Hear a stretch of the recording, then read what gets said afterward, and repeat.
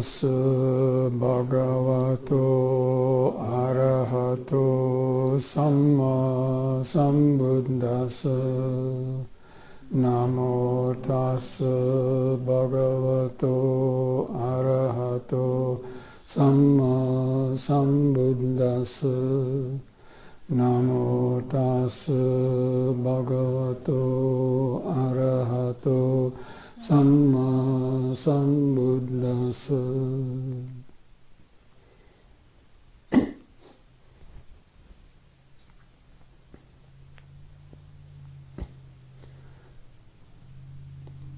Okay, friends, so for those of you who are here this morning, how many of you had at least had heard this, the bird that was kept flying into the window? Now that's instructive because that bird was, thinking that he saw some reflection in the window and mistaken it to be something he could fly through. And he kept on hitting the glass. And even for the last 4 days, that bird was been flying into the glass probably hundreds of times a day. He must have gotten a terrible headache. So wondering he didn't die. Although he looked like he might be sleeping now. He's not doing it.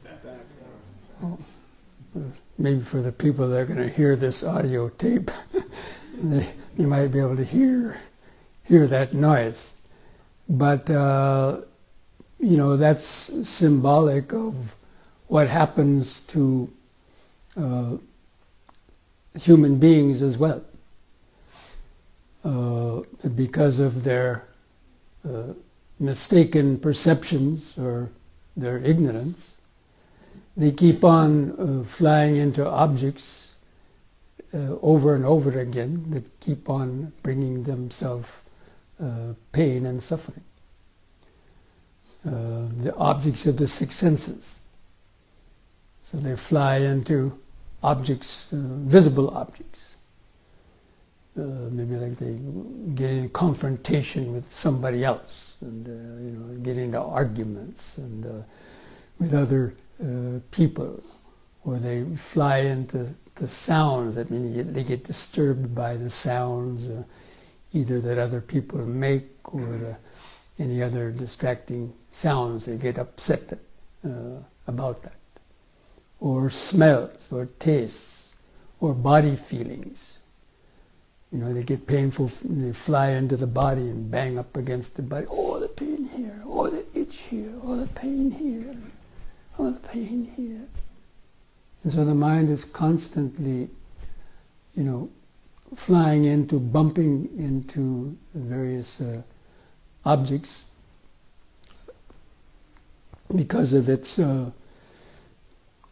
habits, for one thing, and also because of its misperceptions and wrong understanding towards various types of sensory objects. And they even run into their own mind, keep bumping into their own greed, hatred, and delusion, worry, anxiety, fear, and causing them lots of headaches also. And basically, on the fundamental practical level, that is where the practice of the Dhamma and the practice of meditation plays its fundamental role in learning how to soften the impact of our head against the various sense objects.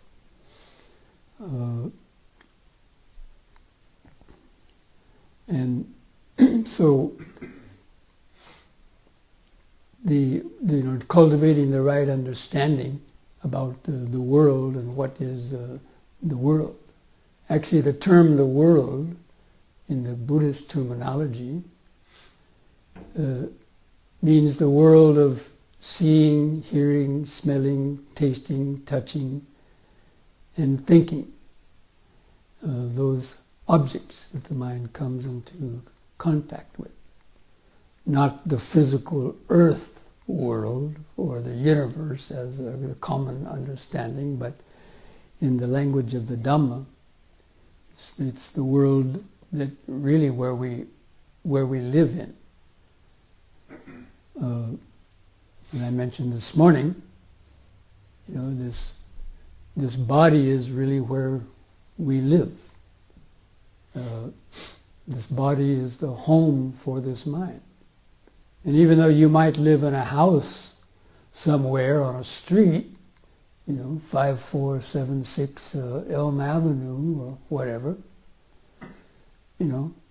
that may be where you entertain your friends and go to sleep at night and other things, but it's not really where you live, because you live moment to moment in the mind and body, in your interactions and the contacts that are constantly coming through the senses. And really the life of each person revolves around the reactions they're having to sight, sound, smells, touch,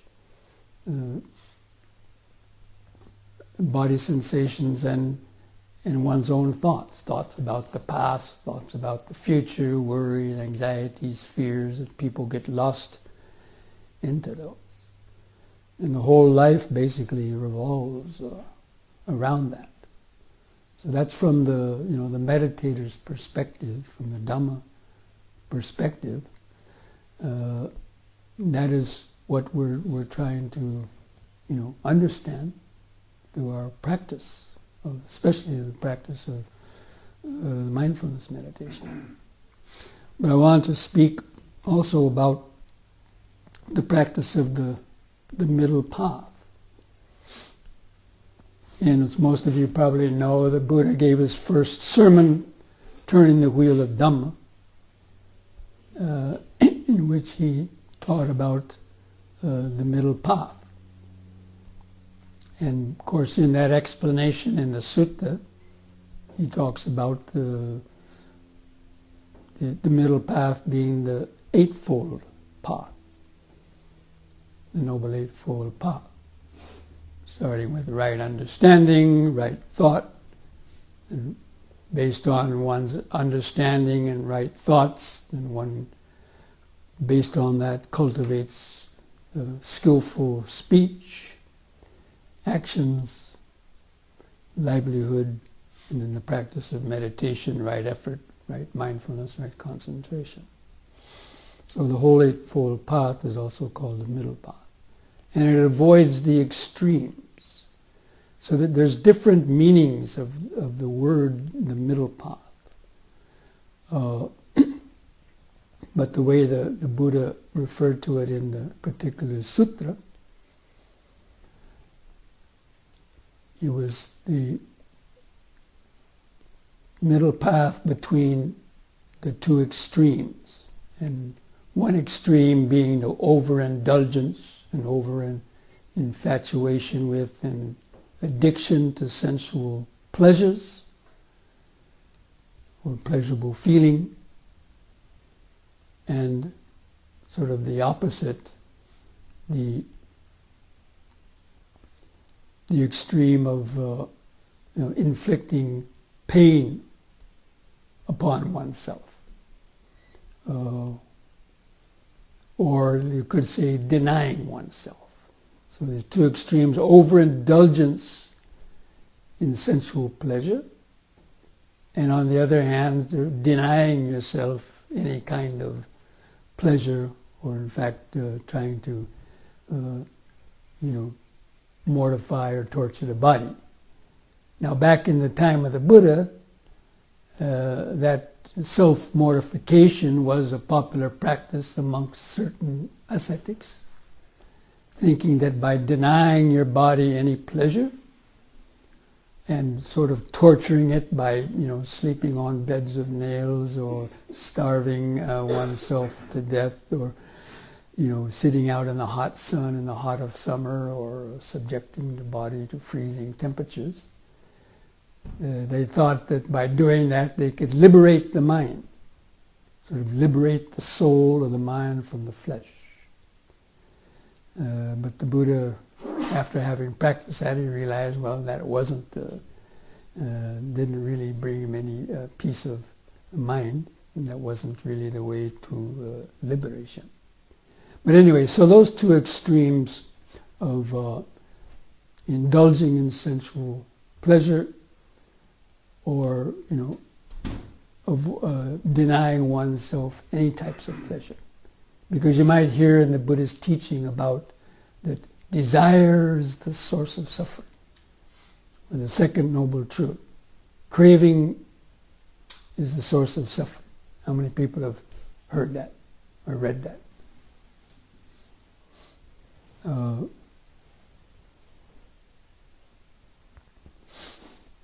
But of course, that craving is based on on ignorance, and having lost that natural connection to the present moment, we're desiring things for the future. Almost all desires are thoughts about the future.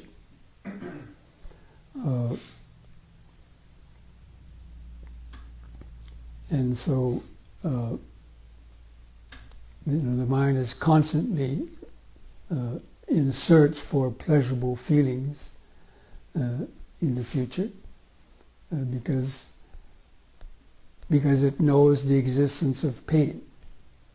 Now, another meaning of the middle path is, again, the middle path between pleasure and pain. But most people's lives revolve around seeking pleasure and avoiding pain. In fact, probably 99.9% of all of your thoughts and bodily movements are based upon that phenomenon of seeking pleasurable feeling, or trying to hold on to it, and to avoid pleasurable feeling in scheming and planning how one is going to avoid the painful feeling in the future. Would anybody disagree with that? Because it goes from very gross, obvious things, even to very, very subtle things, like blinking. You ever thought about blinking your eyes? How many hundreds of thousands of times do you blink your eyes? Next time you have an urge to blink, actually pause and observe that. And you'll see, because there's an uncomfortable feeling in the eyelid somewhere. And you're hoping to remove that unpleasurable feeling by blinking.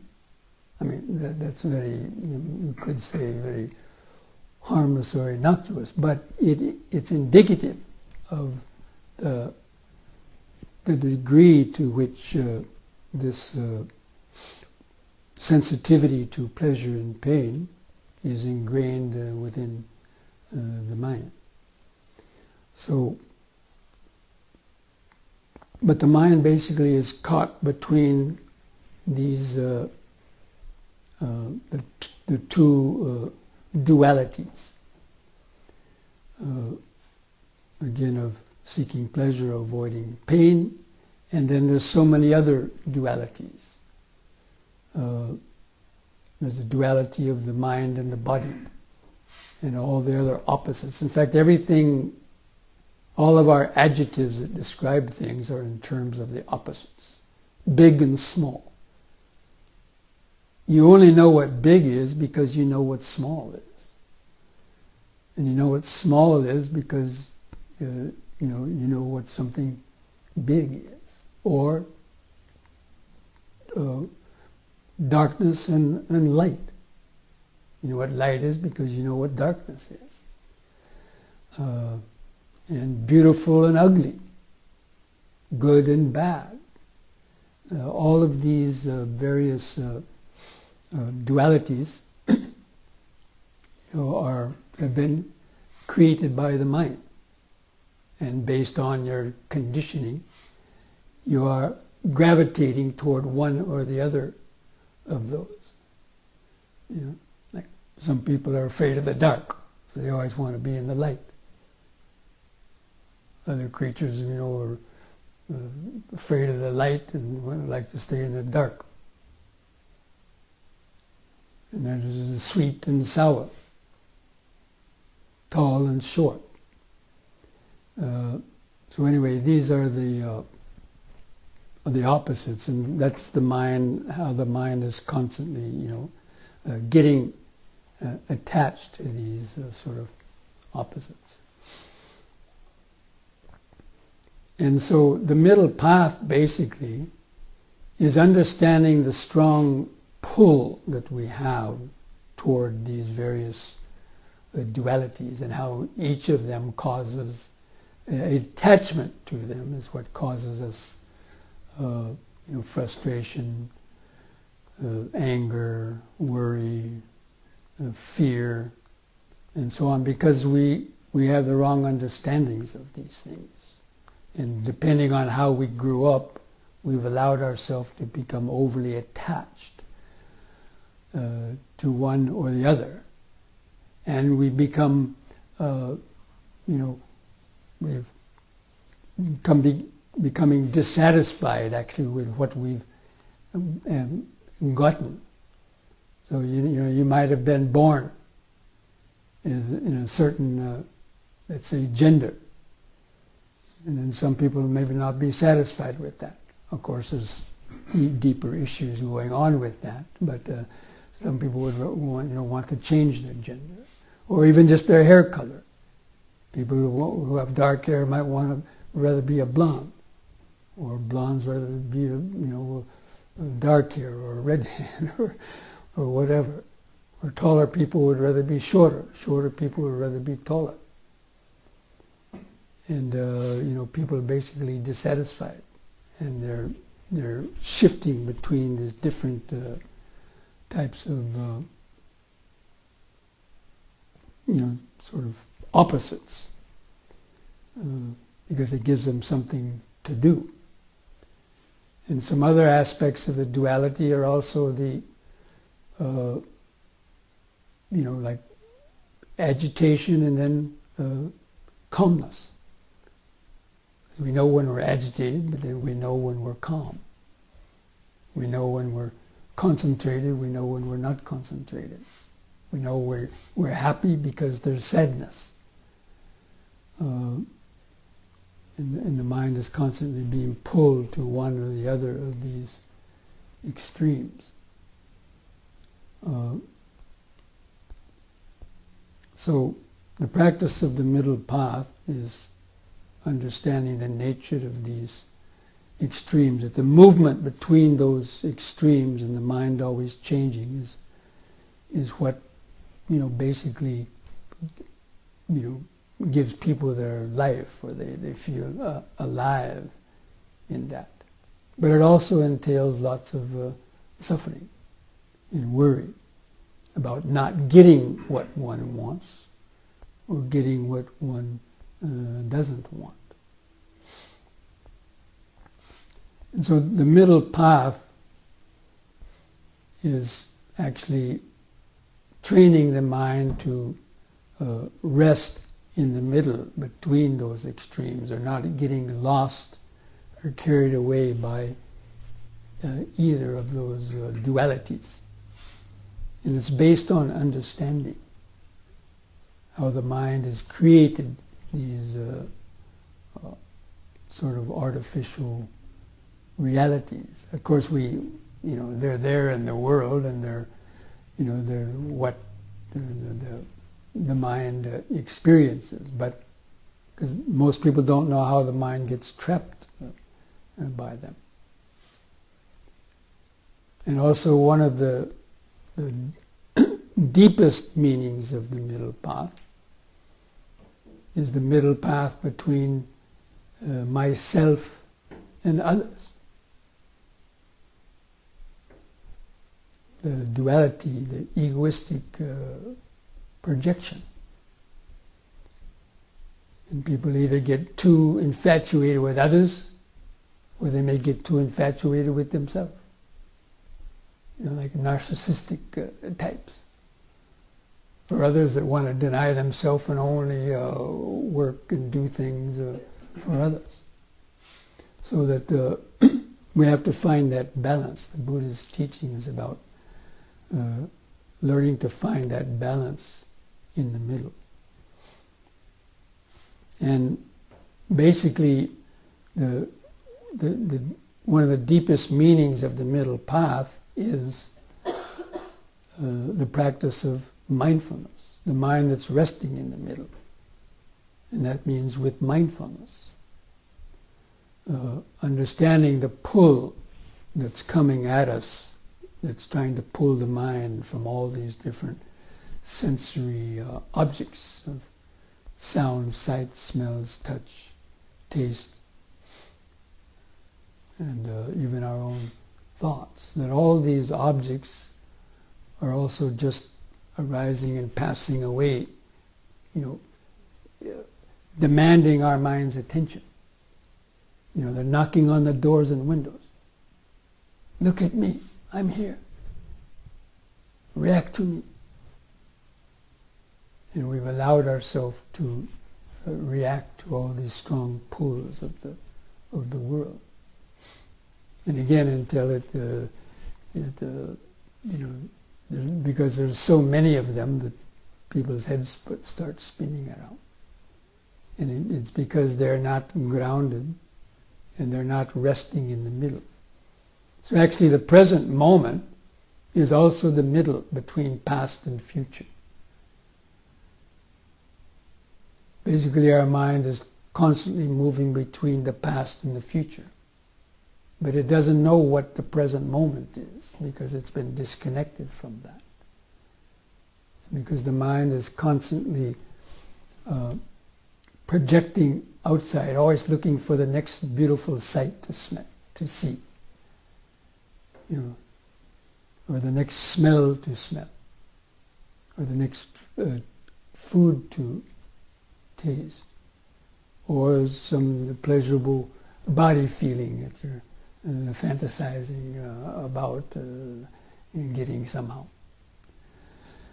And then even our thoughts, people escape into fantasy and other pleasurable. So you go to the past to remember some pleasant experience you had in the past, or projecting some pleasurable feeling into the future. And many of those, of course, will not ever be sort of satisfied or come to pass. Not getting what you want and getting what you don't want is one of the definitions of suffering. So anyway, the practice of the mindfulness is really the middle path that's resting in the middle. And that's why in the practice that we've been doing, this body, the present moment of the posture, sort of like the middle path between the inner world and the outer world. So this skin is sort of the barrier between the external world, everything beyond the skin outside we call the external world.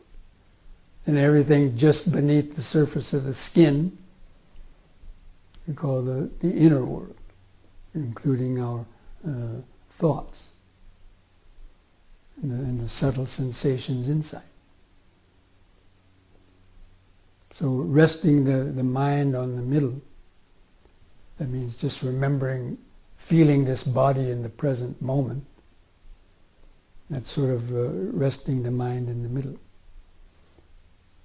And then objects are constantly impinging on, the senses, on the skin. And we can observe that reaction for either pleasurable feeling or painful feeling. But we're resting the mind in the middle, so we're using the body as an anchor, actually, to the present moment. The present moment and the middle path. Because it's only in the present moment where you can evaluate yourself and you can observe your reaction to things. And by being grounded in the present moment to the body, it gives us some time to really think clearly about what we're about to do. What we're about to do with our physical body and what we're about to think or react with our mind. And so that's why, the cultivation of mindfulness is really the deepest meaning of the middle path. Because it's before our reaction takes place. So as you're sitting there meditating and you feel a pain on the body, we're training ourselves just to observe that painful feeling. Acknowledge it. Okay, there's a painful sensation on the leg. But so what? And just observe it. Okay, there's a little pain. It's, increasing, or it's, it's changing. And you just observe it. And you realize, well, it may be a pain, but it doesn't mean I have to react to it. And you can relax around it. And you can observe how it wells up. It kind of comes to a peak. It changes a bit, kind of decreases, increases. But you training yourself not to immediately react. And while you're observing it, the pain may disappear. But normally we don't have that ability just to observe it. As soon as we feel an itch, just the hand immediately reacts to reach up to scratch. Or if you hear something, you turn the head to want to look. All these are what we call knee-jerk reactions. Because there's no space in the mind. There's no sort of buffer zone to just observe something, but without reacting. And then even like when we hear the sounds, when you hear a sound, in the practice of mindfulness, we try to be aware. Okay, there's hearing. Sound is contacting the ear now. But then immediately a perception arises. We identify it. And then thoughts arise because of that identification. And then the mind gets pulled out into a lot of unnecessary thoughts or worry. Oh, that poor little bird, what should we do about it? Oh, we should go out and catch it. Or we should call the animal shelter and have them come and get it. And, there's nothing you can really do about it. So most of the things that come to us in life, we can't really do much about in terms of other people or other situations and so on. But normally we allow our mind to go out to one extreme, taking sides. Well, I think it should be like this. I think we should do that. And or the other side of, just total inactivity. So the middle path is about learning how to keep the mind in balance and not to initially react, but to be able to contemplate, do I really need to react to this. Like a next time of itch arises, feel that unpleasurable feeling, and ask yourself, do I really need to react? And if you just watch it for a few seconds, that itch may disappear. And then you actually conserve your energy. Actually, the practice of the middle path and the practice of mindfulness is about conservation of energy, our reaction energy. Now, these days there's a lot of talk about conserving energy, isn't it? Turn off the lights when you go outside, or change the bulbs from, old incandescent bulbs to LED bulbs. Or in so many other ways, conserve your carbon footprint. In so many ways, people are talking about reducing the energy, primarily because sort of like, say, electrical energy is needed to produce so many things. But what about the energy of our own mind, the energy of our body? Because we also waste energy in reacting to things.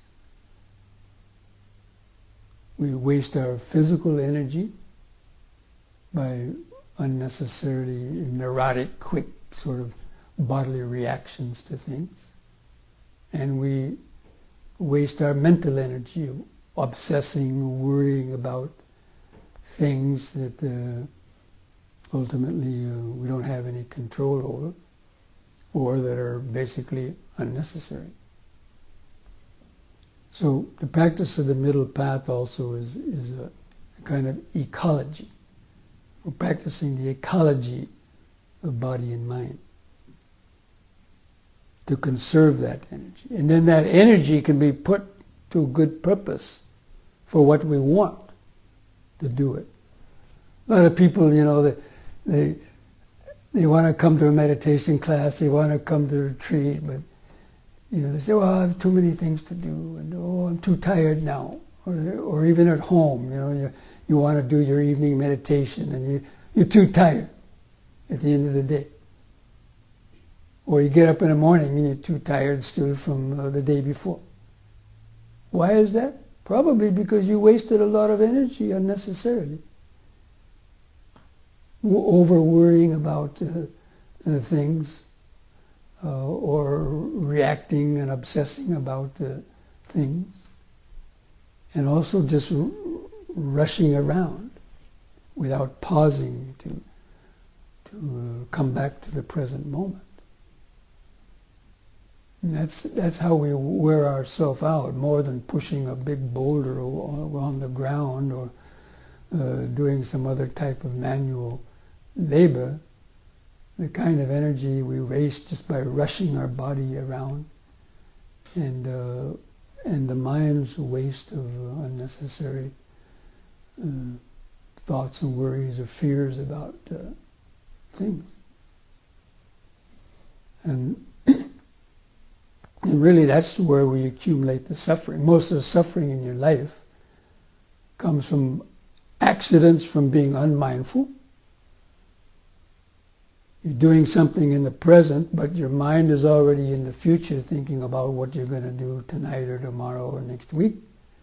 And because you're not mindful in the present, you cut your finger, or you stub your toe, or you fall off a ladder, or you get in so many other types of accidents. Or even worse, driving your car and get in an accident.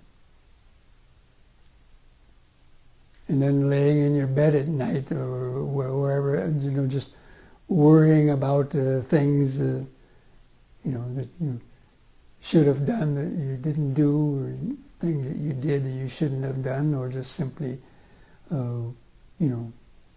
fantasizing and worrying about the future. So, the middle path, the practice of mindfulness, again, it's about holding the mind in the middle. That means the present moment. So the real middle path is the present moment. That's resting in the middle between the past and the future.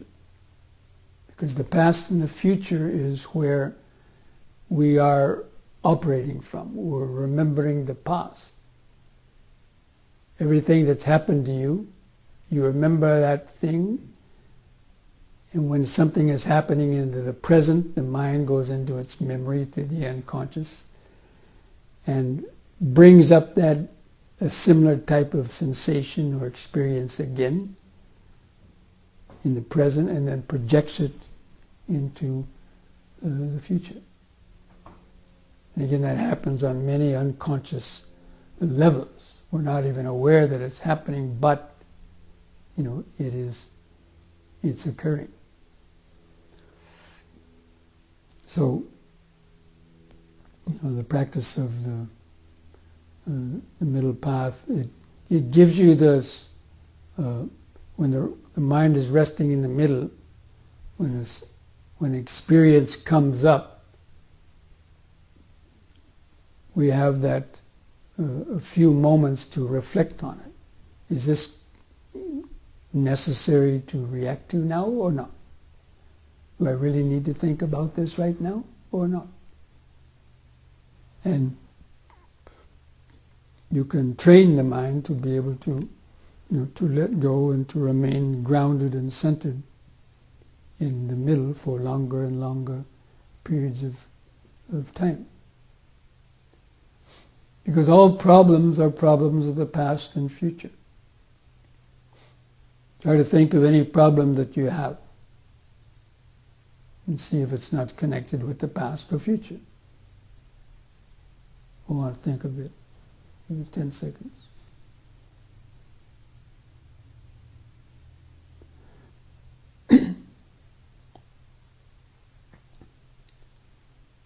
So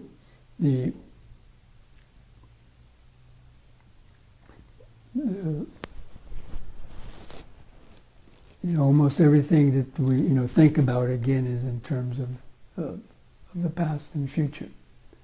And so when we're resting in the present moment, then the mind is able to stay connected with that underlying state of awareness, present moment awareness.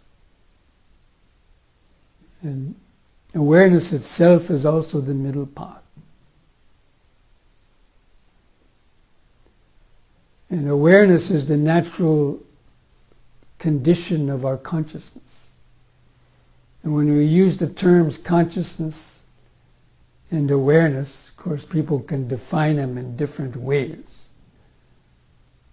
But the term consciousness in the Pali text is vijnana. And the word vi is usually a prefix that means to divide things up. So vijnana means a consciousness that's divided things up into subject and object and made it has a sort of discrimination in it. But especially the subject-object consciousness, the dualistic consciousness, as opposed to awareness, which is, even before that dualistic consciousness arose, the natural condition of present moment awareness is without that sense of self and I or other, or the whole set of opposites. And it's the natural present moment vibration that's connected to the body, really. So it's that awareness that's really the middle path, because that's the awareness is the condition before even the consciousness arose, a dualistic consciousness that's thinking pleasure, pain, good, bad, like, dislike, and all the different opposites that we've been talking about. and also the self and other. And it's always right there with the body. So that's why the Buddha chose the mindfulness of the body as the starting place for meditation, and mindfulness of the breathing, because it's connected to the nervous system, and the whole world arises right within this breathing body process. The whole world of hearing, seeing, tasting, smelling, touching, and thinking, in the world of opposites. And then we have our love and our hates rooted in our likes and dislikes. So, again, I mention this all the time because it's really the most essential aspect of our life, and it's so close. It's just beneath your nose, so to speak. That the body, oh yes, I'm sitting. I'm sitting, breathing, sitting, breathing. And if you can train the mind to, stay with that long enough, it stops thinking about the past and future, so the mind becomes very content. Because there's nothing to judge, nothing to compare. And it puts the mind in the present moment. So when things do arise and pull at the mind, you have a few split seconds to then again to consider it, to apply your right effort, the effort to abandon the unwholesome intention or unwholesome urge or reaction, and to substitute or replace that with the positive thought or reaction based upon one's understanding. And because that's where all the karma is created. Is the moment that you start to react to something, to react to some sight, sound, smell, taste, touch, or thought, and to be able to apply the right understanding and the right mindfulness and the right effort. Now, at the beginning of the talk, we mentioned about the Buddha talked about the middle path of being the Eightfold Path. I think you all know what the 8 steps of the Eightfold Path are.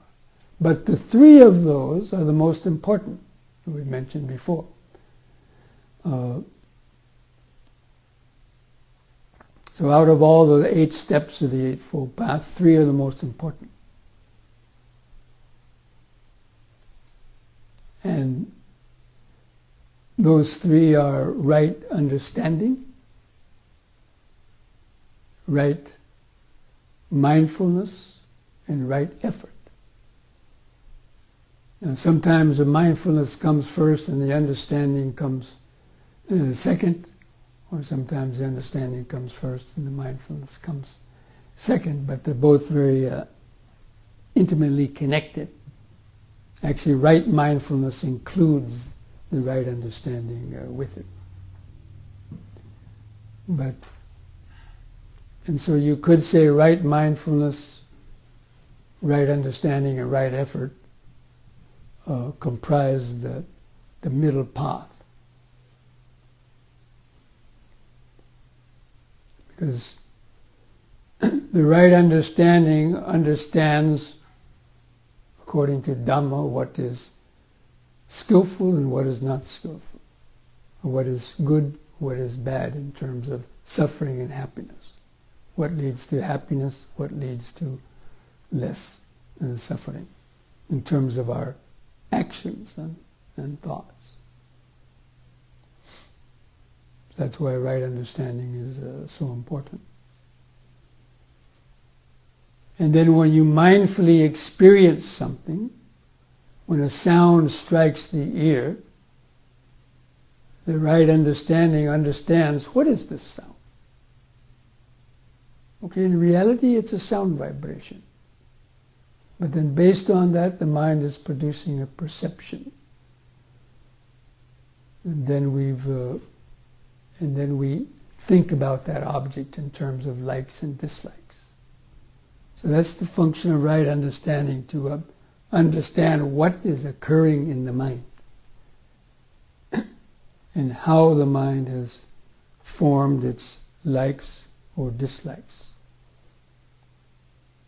And then if you understand that urge, let's say to itch, that's always a good example, because when you meditate there's always so many unpleasant little itches, biting, stinging sensations occurring on the body, or other types of aches or pains. And you can see that urge to want to remove it. Could anybody notice any of those things today? Anybody see some urge to remove a painful feeling? Now at that point you can decide, am I going to do it or not? But based on one's conditioning, if that pain is too intense, then the desire to scratch or get rid of it. Or with mindfulness you say, well, okay, there is this uncomfortable feeling, but it's impermanent, it's not going to last, it's doable. I can relax around that. You kind of relax the tense muscles around that. And while you're doing that, the sensation may disappear by itself. And you don't have to waste energy in getting rid of it, because it's going to be changed by itself. Again, that's the conservation of our energy.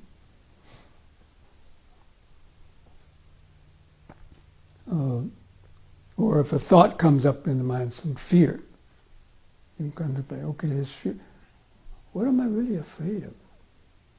Why am I afraid of the dark? Why am I afraid of, this sound coming up behind me? Why am I afraid of this mouse or cockroach or anything else? Why am I afraid of this person? And so you can ask yourself that question. Because normally we don't think about these things. We just react with however we've been trained. But instead you ask yourself the question, why am I about to react to this thing? Why am I getting angry with this person? Why do I have fear about this? Why do I want to get away from this unpleasant feeling? Why do I want this pleasurable feeling? And we never stop to ask ourselves that. Our nervous system just locks in and reacts to these things. And then that causes agitation when we can't get what we want or get away from what we didn't want. And struggle, and the mind struggles. But that middle path of the mind, using those three path factors of right understanding, right mindfulness, and right effort, the effort to abandon the unnecessary reaction or replace a potential negative reaction with the opposite wholesome reaction. So instead of getting angry at somebody who maybe insulted you, you could think, well, okay, this person said these things, but their life is tough also. Maybe they got up on the wrong side of the bed. Maybe they had an argument with their spouse in the morning. Maybe they lost all their money in the stock market crash or gambling, and then they do these things. Well, I've never done these things myself before. So instead of reacting, you can consider and think about, and then you probably realize, give the guy a break. You don't have to shout back some 4-letter word at him or flip him the finger or whatever the reaction might have been. So that's replacing the unwholesome action with something that makes your mind more peaceful. But see, normally we don't have that cutting edge time to think about it because we never trained ourselves. And the nervous system is always jumping ahead of our mind in its reactions. So that's why the practice of mindfulness helps to create that that space within the mind that we can carefully consider about what our reaction would be, or no reaction, or simply let those stimulations and sensations vanish and just rest in the present moment, going deeper and deeper into the stillness and awareness of the present moment, which is itself happiness. So, that's basically what I wanted to share with you today in the practice, and as we carry on with our afternoon meditations to try to apply your attention to that, and especially to the sensations that are coming through the body, and also the sounds. Does any of you have any questions based on anything I might have been talking about?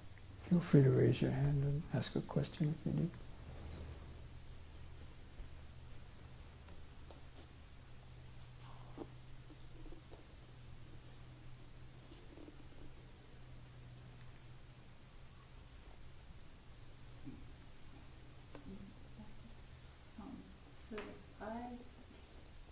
Is it your experience that meditation does really help with that? I mean, I feel like what you're talking about, like self-control, that pause between like action and not action, or skillful action versus unskillful action. And I guess, I've just been struggling to find like the motivation, and so I guess I just have doubt, I doubt that it's true, that it can really,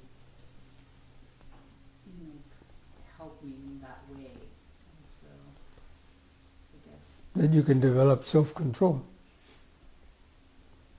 Well, in a way it's self-control, in the other way it's non-self-control. Because it's our self that's wanting to control everything. I want to control that painful feeling. I want to get rid of it. Or I want to go out and grasp this pleasurable feeling that I don't lawfully have yet by, interfering with somebody else, stealing their objects or abusing them. So we're applying no self-control in the practice of mindfulness by eliminating that urge of the self, but by paying attention to it. So in the mindfulness, that's why when you've developed, a deep level of awareness, you can see that urge to come up and want to scratch an itch. Those are the easiest things to observe, really, because they're so immediate. And then you can see that desire to. Who has the desire to get rid of the itch? And immediately say, "Hey, I don't like it." Okay, well. So that's the self trying to control it by getting rid of it. But instead you let go of that self wanting to get rid of it, which is an action. So we're practicing inaction by just remaining inactive and not reacting. And that's control. It's no self-control. That's the real control, when there's no need to control.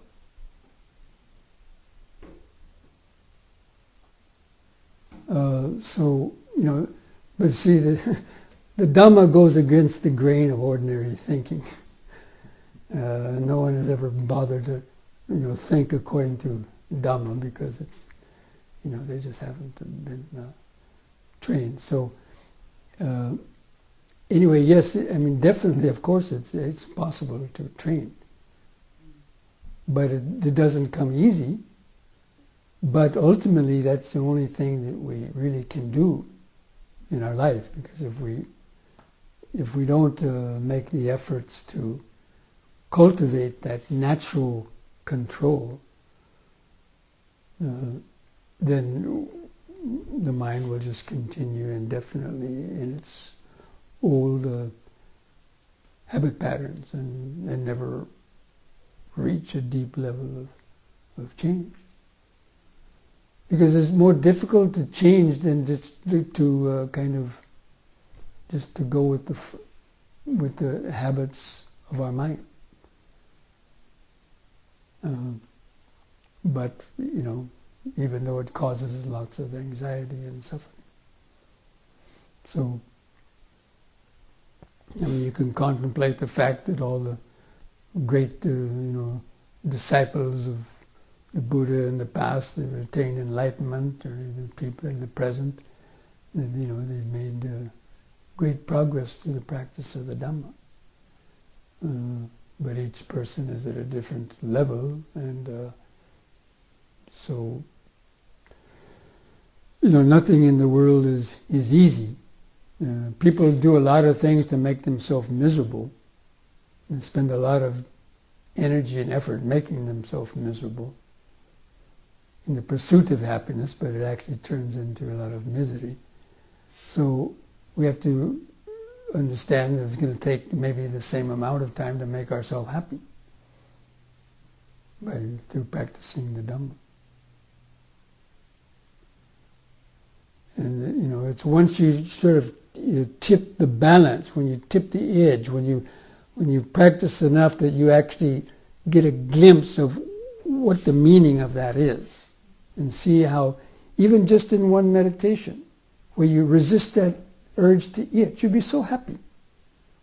And there's something, crawling in your ear, up your nose, and some, really, strong sensation, and you just endure it and you observe it, and, maybe you had that urge to itch, but then all of a sudden it disappeared.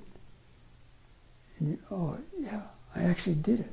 I actually resisted that urge to itch, or that urge to think about some negative thing, or that urge to switch to posture. Even in those small little things, that's some progress has been made. So even in those small little increments, that's what we have to start. You start with the small things, like noticing those unpleasurable feelings that come, and stop doing all these neurotic movements to try to get away from these painful feelings.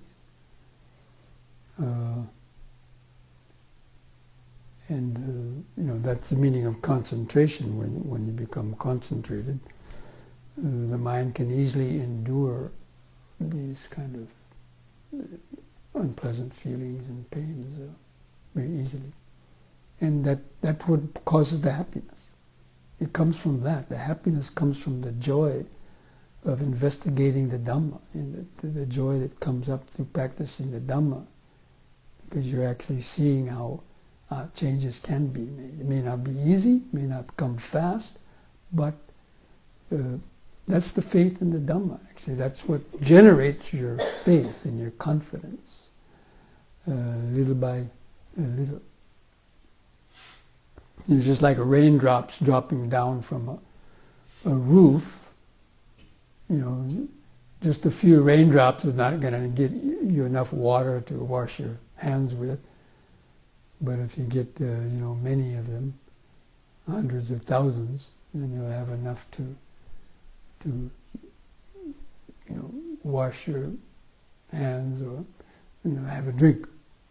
So the same way with our practice of mindfulness. A little quicker we can see our thought reaction and try to, let go of it, and the unnecessary ones and other types of reactions, and to move more slowly and mindfully, by being grounded in the body, You can't move fast because you mindfully can't coordinate all the movements of the body. Normally we go on automatic pilot, we run around doing things, but 90% of the time we're not even aware of what we're doing. The subtle movements.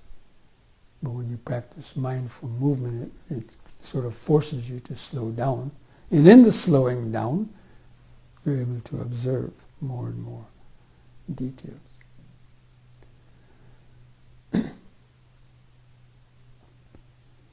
Any other questions?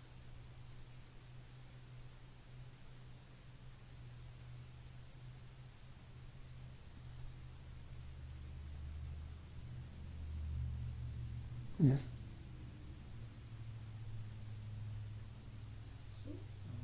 You try to distinct between awareness and the consciousness.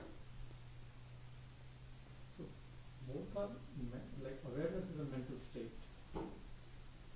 Awareness is also, I would say it's pre-consciousness.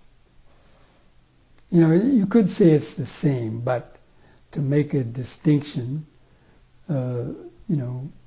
I like to make the distinction that, consciousness is the subject-object kind of dualistic consciousness. You're conscious of something. Of course, you could say aware too. Okay, I'm aware of this, I'm aware of that. So it depends on how you define the terms for yourself, but mainly I'm trying to kind of infer or to show that,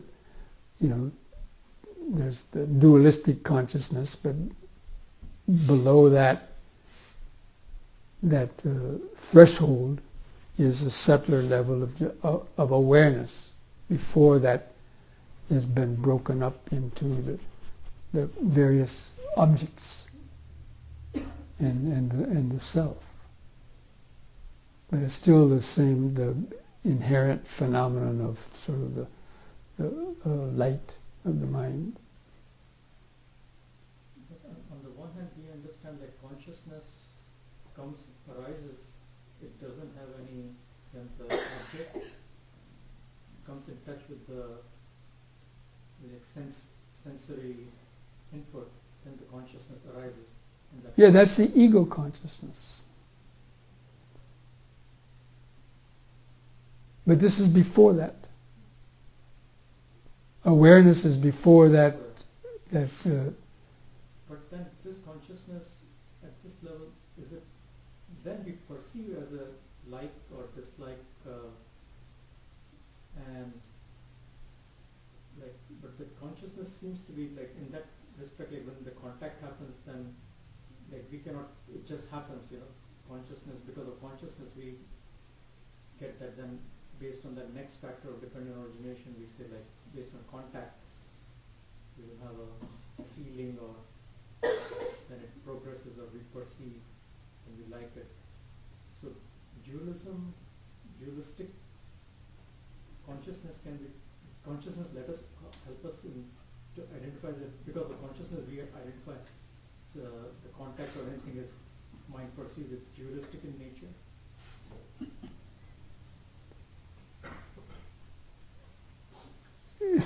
Yeah, consciousness is what perceives the dualities. I'm talking about awareness is before that consciousness has come up to do that. It's very subtle. Most people have no idea about what awareness is because they've never that's why you can't remember back from, usually most people don't have a memory after 3 years old or 2 years old because their ego wasn't locked in yet and forming likes and dislikes and memories. Let's say even younger than that, like just from birth until about 6 months old. And that's why people normally can't remember back, when they were 5 months old, because the memory wasn't working then. It's only when they start, calling daddy, mommy, doggy, kitty, and all these perceptions, then that is what goes in the memory, and then that's what you remember back when you try to remember back when you were, young and things. But before the mind started doing that, when you had the oceanic awareness, then that's why normally you're not aware of things. Because there was nothing to be aware of. There was only awareness.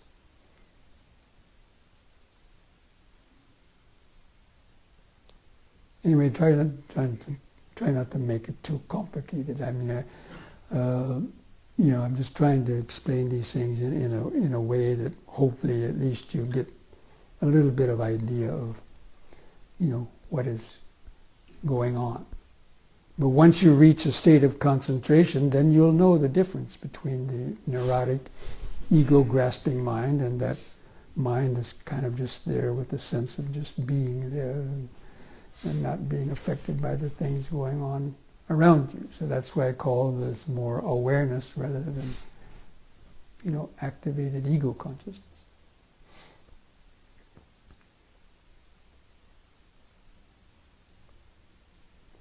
Okay, anyway, I think that's enough for now, because we want to still have our afternoon session of meditation.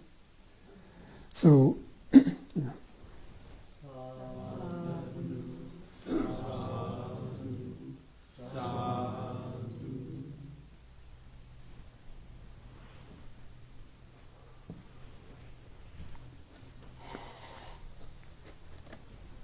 so you can slowly stand up to stretch your legs. You will do a little standing awareness.